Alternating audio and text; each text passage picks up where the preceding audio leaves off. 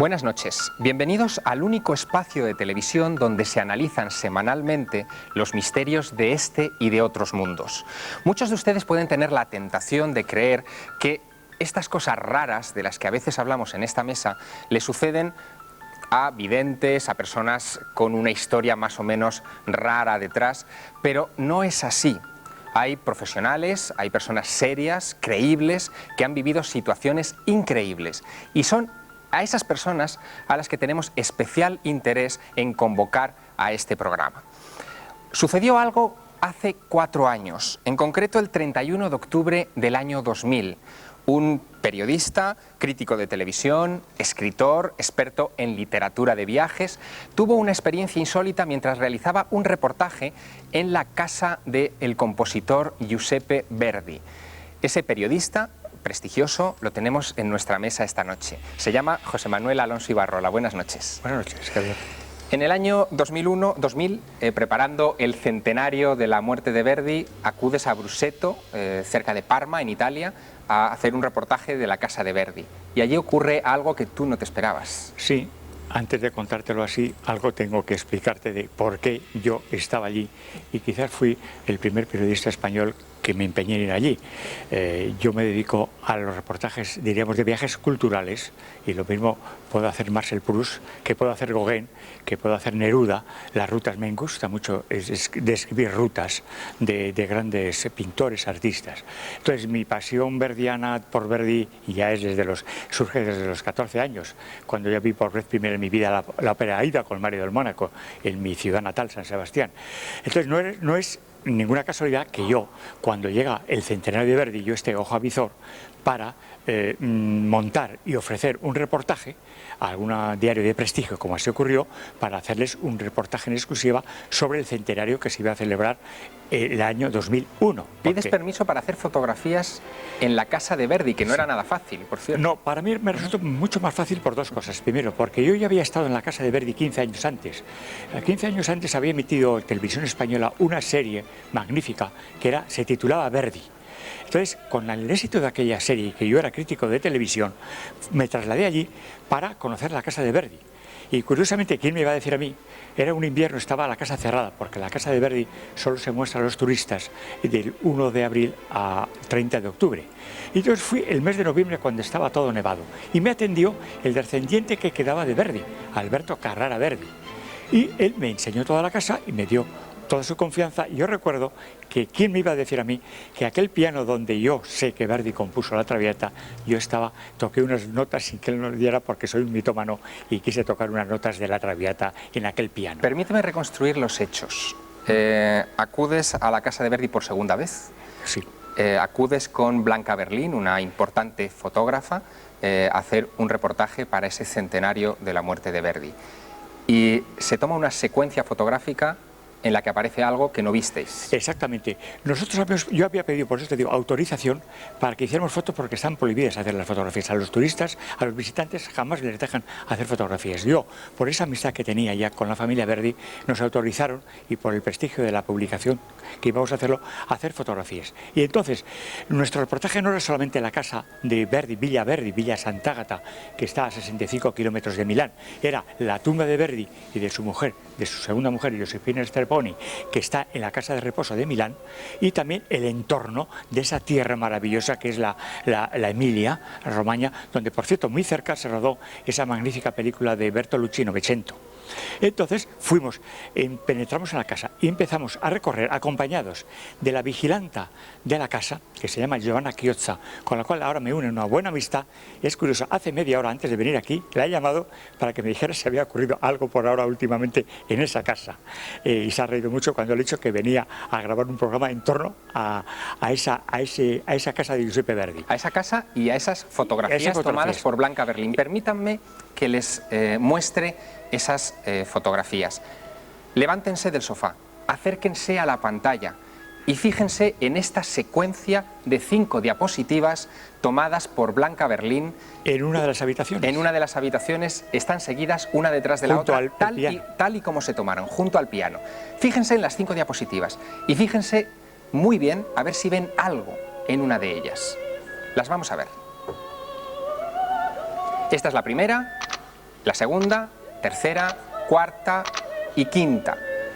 Probablemente muchos no se habrán dado cuenta de algo que no debería estar ahí, algo invisible, algo que ni José Manuel Alonso Ibarrola como periodista, ni Blanca Berlín como fotógrafa, que por cierto no ha querido venir al programa porque estas cosas le dan mucho respeto. Pues sí, verdaderamente está muy asustada y muchas veces yo la admiro mucho. He conocido grandes fotógrafos en mis viajes.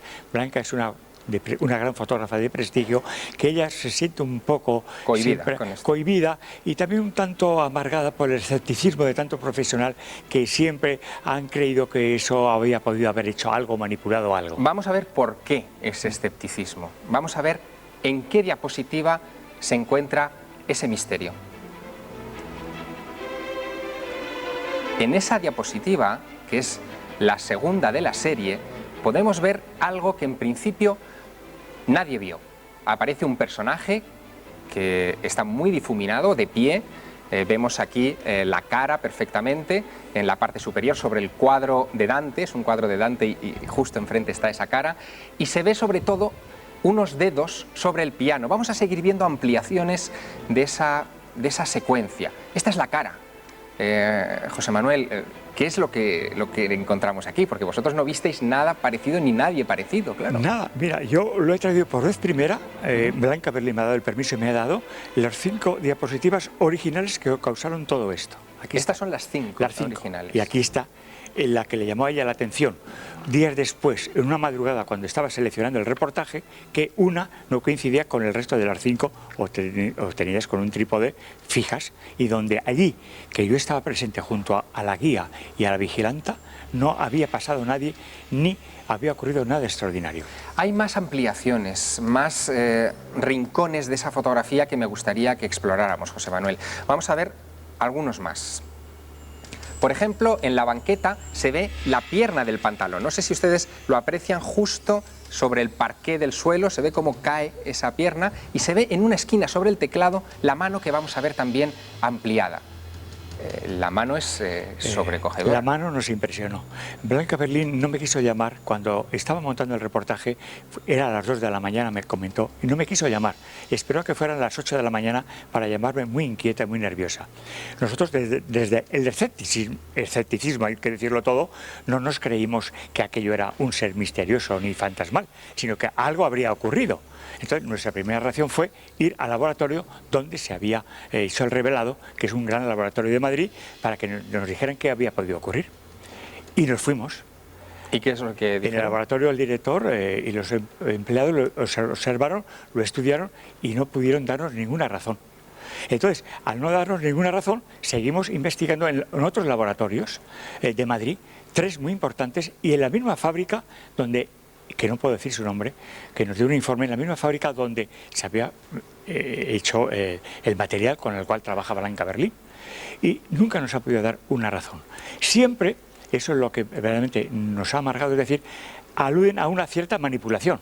Es lógico pensar en una manipulación, un efecto contrario, pero entre el reflejo que siempre nos han dicho como posible una manipulación, hay algo en nuestro prestigio, en nuestro honor de periodistas. Llevamos yo 40 años de periodista y ella lleva como 25 años, como para que nos tengamos que inventar una broma o una historia de la cual no pretendemos nunca sacar ningún beneficio. Tenemos también en nuestra mesa a José María Mellado Martínez. Él es el presidente de la Real Sociedad Fotográfica, experto en imágenes digitales, y ha examinado, porque has tenido en tu poder estas imágenes, has examinado estas imágenes.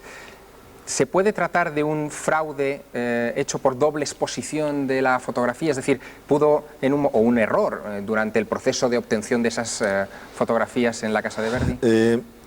Yo pienso que se puede descartar totalmente esa posibilidad, porque siempre que hay una doble exposición o que haya algún tipo de segunda toma que se haga en el mismo sitio, la imagen que se superpone queda, digamos, semitransparentada con el fondo. Y efectivamente parte de la imagen, el señor que aparece, incluso el pie, tiene un grado de transparencia. Pero en cambio la mano no solamente es opaca, totalmente opaca, sino que además proyecta una sombra sobre el teclado.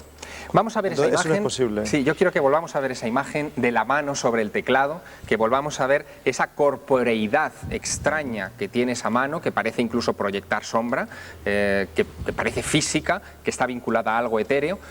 Quédense con ella en la retina, porque después de la publicidad volveremos para exponer los análisis nuevos que se han hecho sobre esta sorprendente imagen.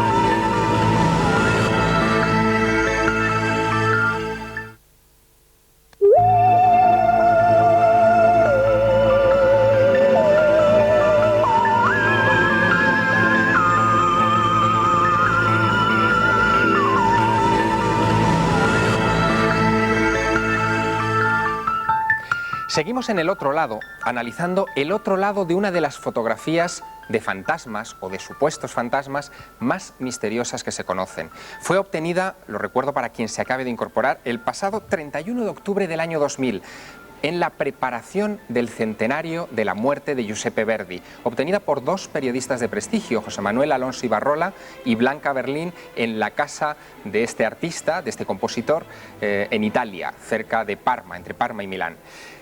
Y me gustaría que viéramos algunos detalles nuevos de esa imagen. Hemos sometido a la imagen a diversos análisis, hemos repasado los distintos colores, las gamas de colores de la imagen, y al someterlo a distintos cambios de color vemos, por ejemplo, esta en negro, en la que se aprecia el rostro de ese supuesto fantasma de una manera sorprendente, emerge casi como si fuera una fotografía real.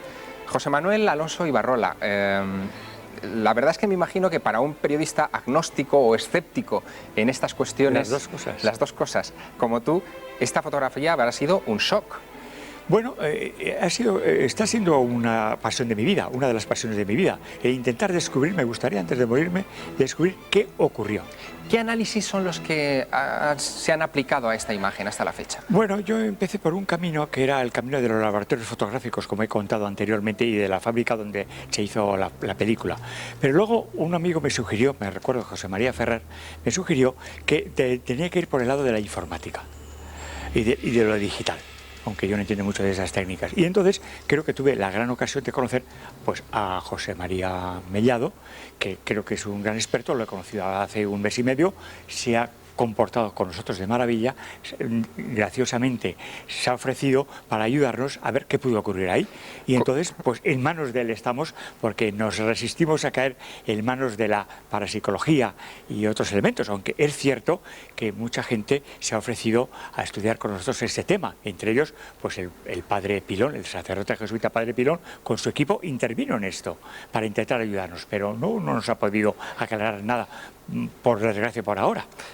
José María Mellado, como presidente de la Real Sociedad Fotográfica, también ha analizado esta imagen en su empresa también. Él tiene una empresa de digitalización, se llama Yellow, donde ha trabajado con este asunto intensamente. Hemos descartado la hipótesis de una doble exposición, es decir, de un fraude mecánico hecho in situ en la casa de Verdi. Sí, efectivamente. Eso está completamente descartado. Sí, descartado. Sí, porque hay una parte de la mano que es totalmente opaca y que además proyecta una sombra sobre el teclado. Si el fondo fuese oscuro, podría aparecer una opacidad, pero al ser un fondo a más claro, porque están las teclas del piano, se puede descartar totalmente que sea una doble exposición. José María, ¿tú crees en fantasmas? ¿Cuál es tu posición respecto a este tipo de No, de yo no creo en fantasmas. Ajá, bien. Desde esa posición también escéptica y agnóstica, sí, como la de José Manuel, has hecho un experimento para tratar de reproducir esta fotografía, porque se puede hacer por medios digitales. Me gustaría que nos lo explicaras, sí. Ese experimento que has hecho. Sí, a ver, un poco, a través de un amigo común, Eduardo Dea, un gran fotógrafo, pues bueno, conocí a José Manuel y me pidieron que analizáramos la imagen. Cuando la imagen nos trajo las diapositivas, las digitalizamos en un escáner de alta calidad y la analizamos el histograma, que bueno, sin entrar en términos técnicos, es la distribución de la información en en la imagen.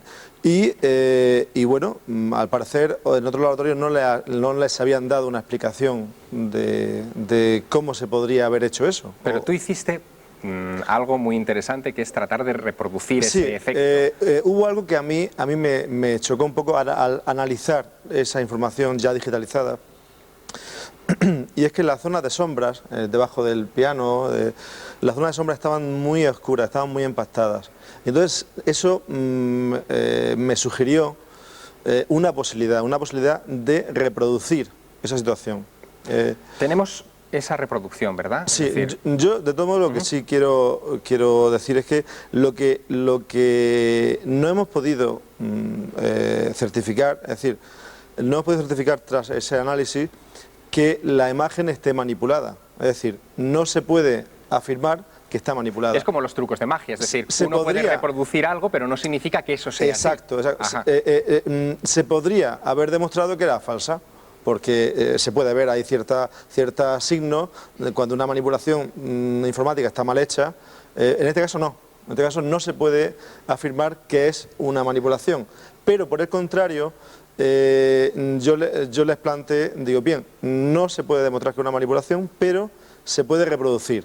Y entonces, bueno, pues hemos hecho una reproducción bastante simple, pero un poco que se basa en lo mismo. Si quieres Por favor. la enseño.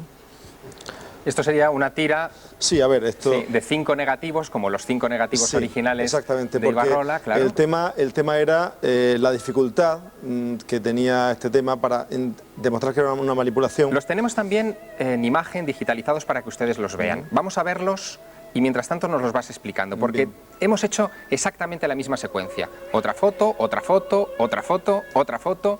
Vamos a ver el detalle. En la siguiente imagen vamos a ver una de ellas en la que aparece algo que no debería estar. Exacto. En este caso no es paranormal, sino que es algo normal que, en este caso, José María Mellado ha introducido en esa imagen. Sí, Está en el tercer negativo, digamos, ¿no? En el centro. Exacto. Ujú. Entonces, bueno, eso es el fantasma de Marta, le hemos llamado. Entonces, bueno, ahí como en el tema que nos ocupa, hay una parte que está transparentada y hay otra parte, la mano y el pie, que tienen opacidad total, ¿no? Esto se ha hecho utilizando programas informáticos. Sí, un poco lo que hemos hecho ha sido tomar una captura con una cámara analógica, con película. Esa imagen la hemos digitalizado, le hemos incorporado el fantasma en el ordenador y hemos hecho una copia en papel de la foto sin fantasma y de la foto con fantasma. Y con otra película diferente, hemos fotografiado esas fotos. Y así se ha obtenido este Y resultado. entonces ha obtenido ese resultado con el fantasma en una secuencia totalmente uniforme de película y con ese fantasma en medio. Muchas gracias, porque con esto hemos ejemplificado que se puede hacer esa fotografía, pero no estamos diciendo que se hizo. De hecho, José Manuel, en esa casa, en la casa de Verdi en Bruseto, han ocurrido cosas. Hay incluso un libro sobre el tema que habla de sucesos extraños, ¿verdad? Hay un libro el cual no se puede citar en la casa de la familia de Verdi, porque la casa de Verdi es habitada por la familia de Verdi, los descendientes, y la otra mitad es museo. Entonces yo tenía un libro en mi poder, que no se podía encontrar antes, hace años, que se llamaba Aquel delito en casa Verdi, escrito por un periodista italiano de mucho prestigio del Corriere della Sera, experto en temas hispanoamericanos, que se llama Maurizio Chierici. ¿Y ahí qué contaba? Él contaba que él contó en ese libro que en esa casa ocurrieron cosas, esos misterios. Uno de ellos, la desaparición de un muchacho que era el novio de la sobrina de Verdi, que nunca más se supo de él.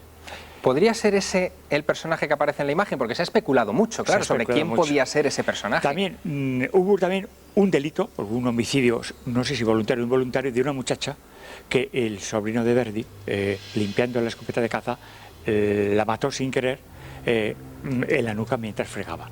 Luego se descubrió que esa muchacha estaba embarazada.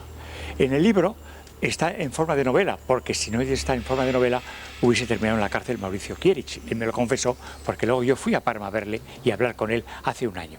Y entonces lo que hay es, en torno a Verdi, que es un mito nacional en Italia, un miedo terrible a plantearse nada. Yo recuerdo que este tema le llamó mucho la atención a mi colega y amiga Paloma Gómez Borrero. Y Paloma Gómez Borrero, cuando vio estas fotografías, se impresionó. Llevó una de ellas a la RAI, a Roma, y me llamaron de la RAI de Roma para que fuera ya un programa, pero yo no quise ir. Pero le habían dicho a Paloma, un cámara, que cuando fue a hacer un reportaje a esa casa, que consideraba siniestra, siempre le parecía que allí había alguna presencia.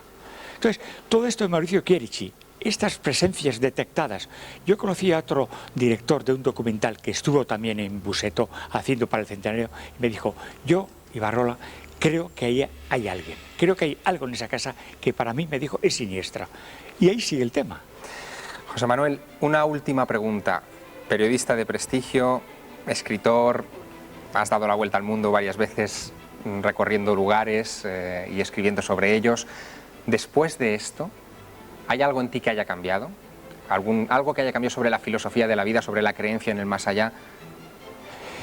¿Te ha afectado en algo? Me ha afectado en lo siguiente, que empiezo a tener mucho respeto a las personas que creen en otras cosas, porque antes yo me reía de ellas y ahora empiezo a tener un gran respeto por todo ello. ¿Qué hubiera pensado Verdi del tema que vamos a desarrollar a continuación? Me gustaría despedir a José Manuel y a José María. Muchas gracias por haber estado en este plató del otro lado de la realidad. Gracias a ti. ¿Y qué hubiera pensado Verdi si de repente hubiera... Envíenos sus sugerencias, sus comentarios, sus ideas, sus fotografías, todo lo que quieran a nuestro correo electrónico, elotroladodelarrealidad@telemadrid.es. Y recuerden, siempre, en todo, hay un otro lado.